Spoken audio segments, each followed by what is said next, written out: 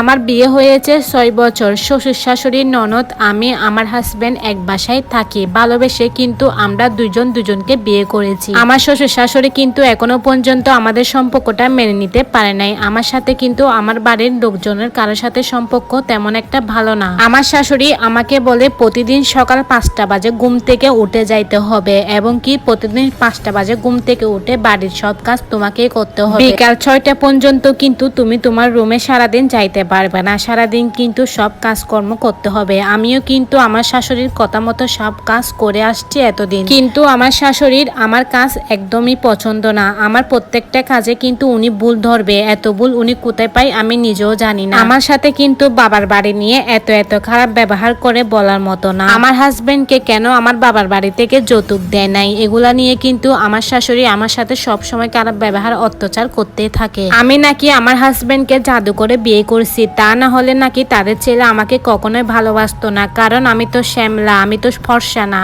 আমি কিন্তু সব সময় আমার শাশুড়ি মায়ের এসব কথা মুখ বুঝে সহ্য করে নিয়েছি। আমার হাজবেন্ড কিন্তু অনেক বেশি সাপোর্টি। আমার হাজবেন্ড যতক্ষণ বাসায় থাকে আমার শাশুড়ি এত ভালো ব্যবহার করে যে মানে বলার মতো না। তার মতো ভালো শাশুড়ি দুনিয়াতে আর একটাও নাই, এমন আচরণ করে আমার সাথে। তবে আমার হাজবেন্ড বুঝতে পারে তারা আমাকে কিন্তু এখনো পর্যন্ত ভালোবেসে আপন করে নেয় নাই। সেটা বিশ্বাস করবেন আপুরা, আমি কিন্তু এগুলো আর মেনে নিতে পারতেছি না। কিন্তু আমার ননদ আমাকে সাপোর্ট করে, কারণ উনি জানে ওনার মা কিন্তু আমার সাথে অন্যায় করতেছে। এভাবে কিন্তু 6টা বছর পার করে দিলাম। গত 2 দিন আগে আমার গায়ে আমার শাশুড়ি মা হাত তুলেছে, আমি শুধু মুখে মুখে কথার উত্তর দিয়েছিলাম বিদায় তাই। 6টা বছর ধরে আমি কিন্তু অনেক কিছু সহ্য করে আসলাম, যখন মুখে মুখে একটু কথা বললাম তখন কিন্তু আমার গায়ে হাত উঠে গেল। আমি কিন্তু আর পারতেছি না।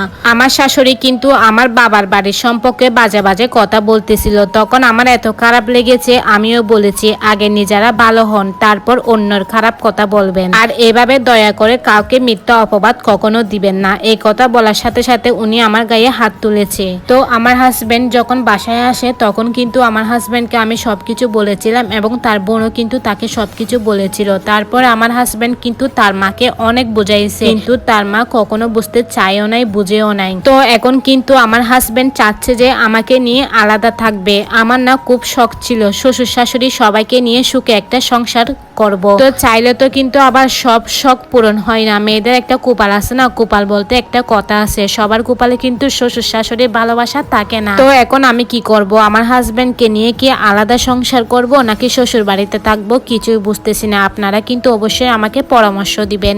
তো এতক্ষণ আপনারা যে গল্পটা শুনছেন, এই গল্পটা ছিল একটা আপুর জীবনের কাহিনী। আপুটা আমাকে ইনবক্স করছে যাতে আমি আপনাদের সাথে শেয়ার করতে পারি। তো অবশ্যই কিন্তু আপনারা কমেন্ট বক্সে কমেন্ট করে যাবেন আপুটা এখন কি করবে। তো আজকের গল্প আমি এখানে শেষ করতেছি। ভালো লাগলে বেশি বেশি করে শেয়ার করে দিবেন ভিডিওটা। Tata, bye bye.